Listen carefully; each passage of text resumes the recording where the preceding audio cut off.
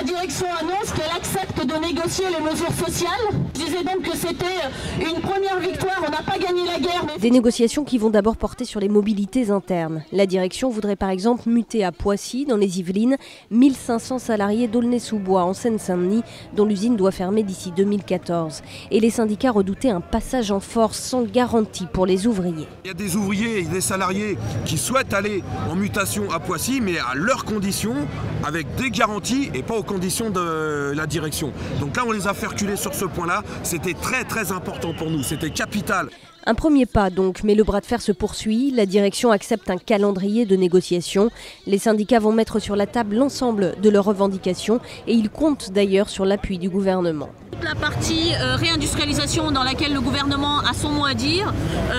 Il y a aussi l'accompagnement, les mesures d'âge pour les anciens. Là, le gouvernement a son mot à dire. Aucun salarié au Pôle emploi. Voilà, c'est ça l'objectif des salariés d'Aulnay. Enfin, la direction de PSA aurait annoncé aux syndicats un nouveau projet pour réindustrialiser le site d'Aulnay. Le groupe de logistique ID Logistics devrait s'implanter sur le site après la fermeture de l'usine, avec à la clé dès 2014 au moins 600 postes réservés aux salariés de PSA.